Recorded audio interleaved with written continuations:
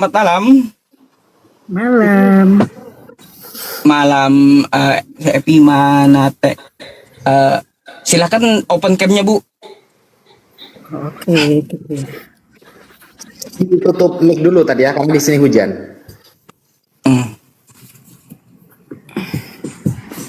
Oke, selamat malam, Malam. Ustadz. Iya, Bu. Kira-kira ada yang ditanyakan gitu. Ya, saya cuma sebentar. Atau ada didiskusikan. Bisa, silakan. Ya, saya cuma sebentar saja, Pak Yu Ustadz. Apa tuh? Saya cuman penasaran dengan tema Pak Ustadz yang di atas itu, Yesus itu tidak kenal Kristen. Kalau kita Kristen itu memang bukan karena Yesus datang untuk membentuk agama Kristen gitu. Karena Yesus datang itu untuk dunia. Untuk dunia. Jadi kita membentuk kekristenan itu karena supaya jemaat-jemaat yang mau mengenal tentang Yesus dan menerima Yesus sebagai Tuhan dan Juru Selamat ketika Dia datang, itu terorganisir, itu mengatur jemaat-jemaatnya saja begitu. Jadi siapapun dia, kalaupun dia di agama manapun, ketika dia menerima Tuhan sebagai, kalau saya kasih contoh ya. Ada agama baru yang dia bentuk, tetapi agama itu di bawah dari dasarnya adalah Alkitab, yaitu percaya sama Tuhan Yesus, bukan karena namanya itu menjadi membuat namanya itu yang membuat karena tidak kenal Yesus, tidak kenal Kristen gitu, atau Yesus kenal dengan bentuk organisasi yang dia tidak kenal. Tapi memang Yesus kenal itu ciptaannya, bukan kenal Kristen atau kenal Muslim, karena kita dibentuk, kita yang membentuk nama-nama itu. Bu, omongan Ibu itu ada nggak tertulis di Bible, Bu? Ya, kalau di Kristen kan di Alkitab kan tidak ditulis di dalam ada tulis Kristen, kan manusia yang membentuk itu. Kalau Alkitab zaman dulu kan bukan dibentuk kalau langsung ditulis para nabi atau para pengikut Yesus bahwa Kristen gitu. Tetapi Yesus datang untuk orang yang percaya kepada Tuhan. Antum aja datang. Setuju ya? Ibu setuju dengan tema ini berarti ya? Bahwa Yesus nggak kenal sama Kristen. Ibu setuju ya? Kalaupun itu nanti juga harus kenal dengan Kristen, kan pasti tanda-tanda orang yang percaya sama Tuhan itu pasti akan dikenali Tuhan gitu. Oh enggak, kita nggak bahas pengikut. Kalau ibu mengaku mengikuti Kristen yang artinya pengikut Kristus, oke, itu iman ibu. Saya tidak akan ikut campur kepada iman ibu. Maksudnya, ibu setuju nggak kalau Yesus itu nggak kenal sama Kristen? Istilah Kristen dan organisasi atau keyakinan yang mereka menyebut diri mereka Kristen, Yesus nggak kenal kan? Setuju nggak?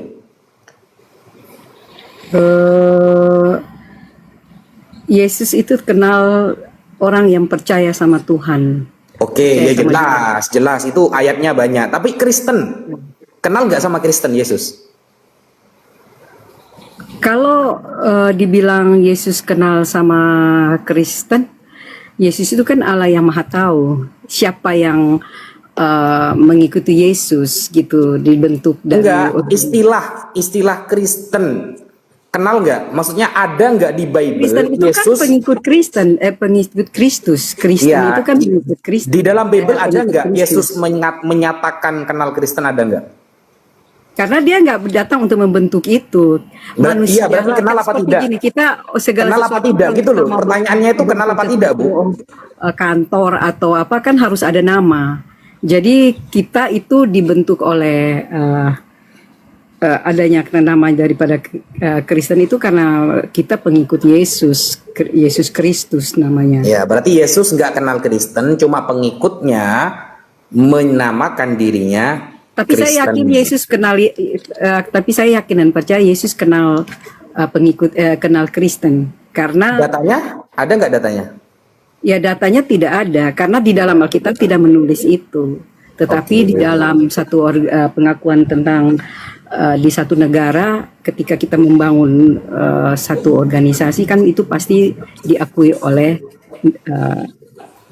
negara kan gitu tentang kayak contohnya kita agama di Indonesia tuh kan ada agama Muslim, Kristen, Katolik kayak gitu. Jadi itu cuma dibentuk oleh manusia. Tapi saya yakin dan percaya ketika kita membentuk itu Tuhan tahu karena ketika orang masuk di dalam satu kekristenan, Yesus memang tidak kenal yang namanya Kristen. Tetapi ada tanda orang-orang yang percaya dan mengikut Yesus itu pasti ada gitu. Karena roh kita ketika kita mengatakan dan mengucapkan bahwa Yesus adalah Tuhan dan Juru Selamat mengakui bahwa Dia adalah Tuhan dan kita dibaptis di dalam Roh Kudus, maka kita satu di dalam Tuhan gitu. Jadi Bu, orang yang kalau begini percaya pertanyaannya. dan beriman sama Tuhan itu adalah orang yang Oke, paham. Paham. sama Tuhan itu berarti orang yang sudah satu roh dengan Tuhan. Oke, paham. Orang yang satu roh itu siapa aja? Sekian orang yang kenal sama Tuhan. Makanya Yesus pasti tahu Oke. yang satu roh itu. Stop dulu Bu ya. Orang yang di dalam Perkembangannya begini nanti. Kristen. Perkembangannya begini. Pernahkah murid-murid Yesus mengaku diri mereka sebagai Kristen di dalam Alkitab? Karena zaman dulu tidak ada bentuk zaman Terus dulu. yang mendirikan Kristen siapa? Yang mendiri Kristen itu kan ketika manusia lah yang mendirikan itu. Ya, Itu namanya tidak siapa? dalam Alkitab. Yang intinya adalah kita kenapa harus mempermasalahkan Yesus kenal Kristen karena Yesus pun juga mengenal Muslim gitu. Yesus juga mengenal kita semua karena ketika dia menciptakan manusia, dia menciptakan semua, mengenal semua yang ada agama. Tapi siapa yang mau mengikuti Yesus itu yang karena di dalam ada Alkitab ya di isi Alkitab pun juga berkatakan kalau barang siapa yang mengaku namaku oleh karena namaku, aku juga akan mengaku. Engkau di depan Bapakku di surga. Nama pendiri Kristen siapa berarti? Pendirian, namanya siapa? Nama pendiri Kristen itu saya nggak tahu ya, saya lupa.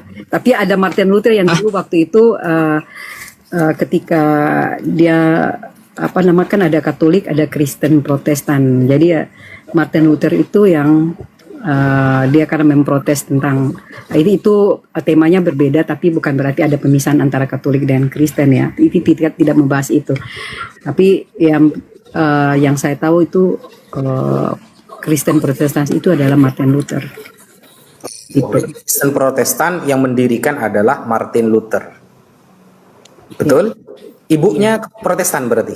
Saya Protestan. Oke, Protestan. Yesus sendiri pernah nggak sih menyuruh murid-muridnya agar muridnya menjadikan dia sebagai Tuhan yang disembah? Pernah? Kenapa ulang? Sorry, tadi saya fokus dari handphone saya yang satu. Gimana? Oke, gini aja, pertanyaannya lebih simpel. Yesus itu firman Tuhan kan? Yesus adalah firman itu sendiri yang menjadi manusia. Perlu nggak Bapak Allah mengakui bahwa Yesus itu firman-Nya Dia? Sudah pasti karena Allah itu sendiri adalah firman dan firman yang menjadi manusia. Oke. Jadi Bukan kenapa kata Yohanes kan? manusia? Bapak Allah pernah nggak mengakui itu? Kenapa? Bapak Allah, sang Bapak yang mengutus Yesus itu pernah nggak mengakui bahwa Yesus adalah firman-Nya? Gimana Bapak mengakui? Ya karena Yesus. Bapa, Anak dan Roh Kudus itu adalah satu. Jadi kita tidak bisa membicarakan tentang Yesus itu siapa, Allah itu siapa sendiri karena Yesus sudah dengan jelas menjelaskan bahwa Dia itu adalah firman Allah itu sudah menjelaskan firman itu adalah Allah itu sendiri. Coba yang menjadi saya manusia. minta data Bu di Bible bahwa Yesus mengakui dirinya sebagai firman Allah yang Bentar ya. hidup. Ada nggak pengakuan Saya lagi Yesus? cari, saya lagi cari handphone saya yang satu karena mau buka data, tapi gimana ya? Oke, siap. Mau nyari apa Ibu? Mau nyari Al-Quran? Enggak dong. Bukan, saya kira- bukan. Nyari HP Kan katanya tadi. Ah, Ya, gitu. Sebentar. Yesus pernah nggak mengakui dirinya sebagai sang firman yang hidup? Yesus ya. Pengakuan dari dirinya. Yesus adalah, iya, firman itu pasti hidup. Yes, ya, firman Tuhan itu pasti hidup. Dia tidak mati. Karena kalau ketika dia mati, maka manusia tidak manusia itu kehilangan harapan. Karena firman itu hidup, makanya manusia punya harapan hidup. Pengharapan akan menunggu tentang Tuhan, kedatangan Tuhan, pengharapan untuk kehidupan yang kekal, gitu. Jadi Iya, firman saya itu minta data Bu. Saya minta data Yesus mengakui dirinya sang firman yang hidup. Ada nggak? bentar ya, saya buka. Yesus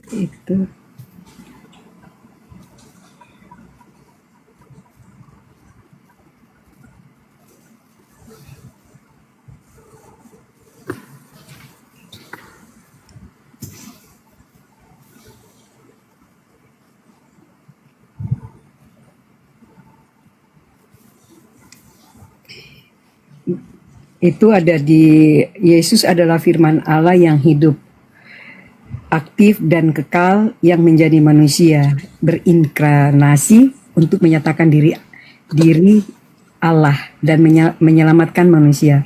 Dalam Yohanes 1 ayat 1 sampai 14, Yesus disebut sebagai Logos atau firman yang ada bersama-sama Allah sejak awal, adalah Allah sendiri dan sumber hidup. Serta terang itu adalah pernyataan sempurna dari Allah. Itu kan kata Yohanes Bu. Pengakuan Yesus sendiri ada nggak? Ya, itu bukan kata Yohanes. Lah itu kan tulisan Yohanes. Karena Yohanes menuliskan itu karena mereka pada saat itu kan bersama-sama dengan Tuhan. Jadi mereka menuliskan segala sesuatu yang diucapkan Tuhan. Jadi Coba, di mana datanya Yesus pernah ngajari Yohanes bahwa dia firman yang hidup? Karena gini Bu, Yohanes 1 sampai 14 itu hanya ditulis oleh Yohanes loh Bu. Matius gak nulis, Markus gak nulis, Lukas gak nulis. Padahal mereka lebih tua dari Yohanes. Nah, saya minta data, Yesus pernah ngajari Yohanes bahwa dia firman yang hidup. Di mana datanya? Setiap murid-murid Tuhan itu mereka punya hikmat dan tugas masing-masing gitu. Jadi di tempat dan berbeda, tapi pasti ada firman yang sama. Oleh karena itu, kenapa orang bisa tulis itu ada firman yang dari Matius dengan Markus, Yohanes, itu mereka ada firman-firman yang berkaitan dengan itu. Gitu. Gini Bu. Ini saya tampilkan data ya, saya tampilkan data saja ya. Yes. Kalau Yesus adalah firman yang hidup, seharusnya tidak ada ayat seperti ini. Nih ya, ini di dalam Yohanes 12 ayat 49. Coba Ibu buka Yohanes 12 ayat ke-49.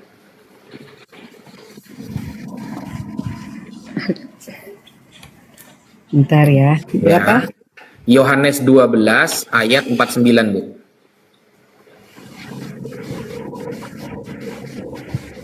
Yohanes 12 ayat 49.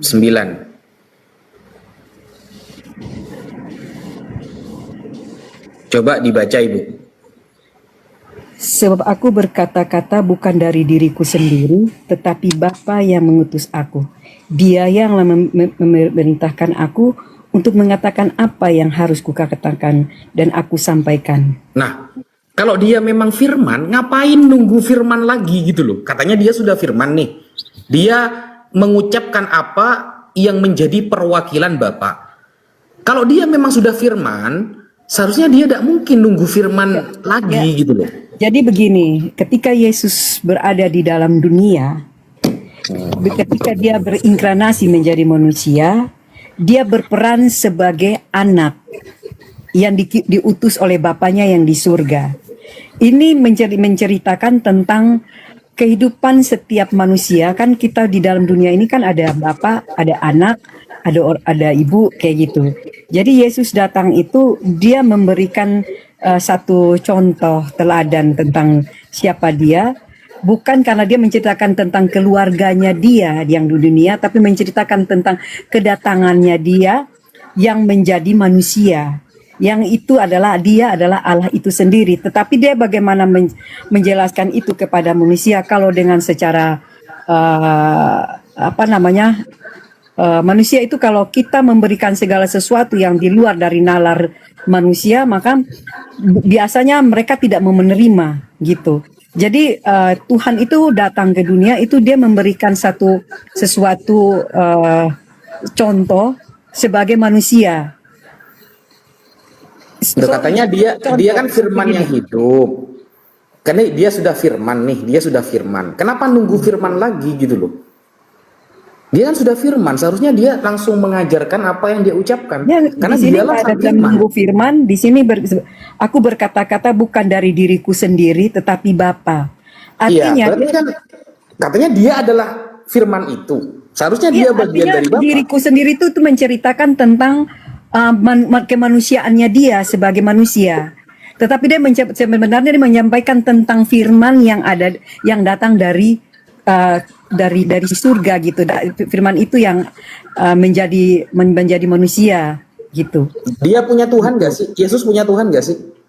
Ya Yesus itu adalah kalau di dunia dia adalah manusia sebagai 100% manusia.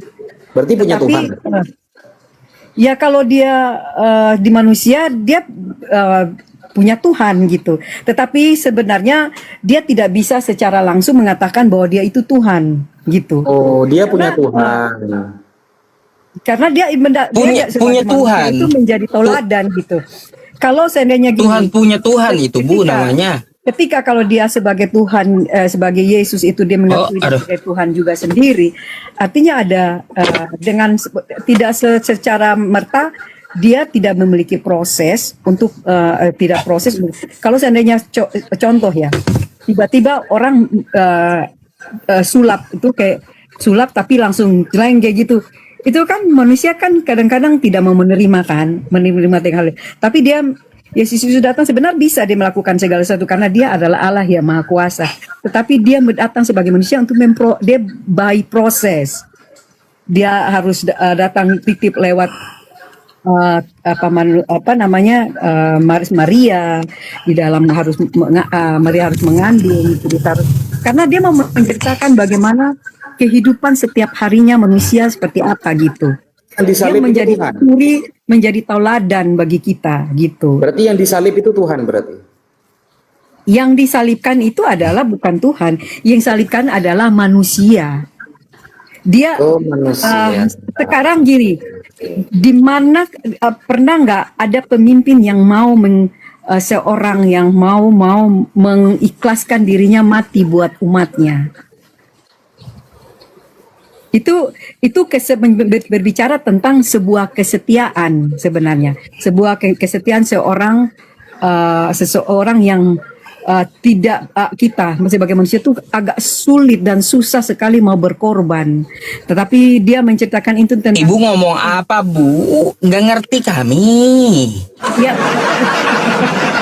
Ya karena kan ini pertanyaannya jadi jauh kan, pertanyaan kalian kan jadi ngelantur jauh. Ngelantur ke sana kemari gitu loh Tat. Saya nggak ngelantur tapi Pak Yusuf PI yang nggak ngerti. Kenapa nggak ngerti? Karena memang baik kalau ketika kita belum paham dan belum mengerti karena apa? Karena kita belum mau menerima Yesus. Jadi apa yang kita ngomong itu kalian berbicara sesuai dengan logika kalian. Tetapi kalau bicara kami sudah paham dan kami tahu tujuan dan arti daripada kedatangan Tuhan sebagai Tuhan sebagai ya melalui Yesus Kristus itu sendiri gitu. Kan Oke, Bu, ya, Bu, gini ya. Di Alkitab pun juga bilang kalau kita berada di dalam Tuhan, maka kita akan mengetahui tentang rahasia-rahasia apa saja yang Tuhan. Jadi secara mata rohani atau secara roh itu kami paham tentang Yesus gitu, siapa Yesus gitu. Karena memang secara umum dunia menolak dia, maka orang-orang yang menolak Yesus itu dia tidak akan sebenar-benarnya Yesus, sebaik-baiknya Tuhan itu di mata dunia pasti ada selalu mencari-cari kesalahan dan kekurangan isi Alkitab atau firman itu sendiri gitu. Jadi agak susah kalau kita menjelaskan dengan beda pemahaman yang aku getol dengan apa yang aku pahami. Oke, Bu. Bu, Ya, jangan panjang-panjang ya. Karena apa? Yang di bawah juga nunggu oh, mau ya naik. udah,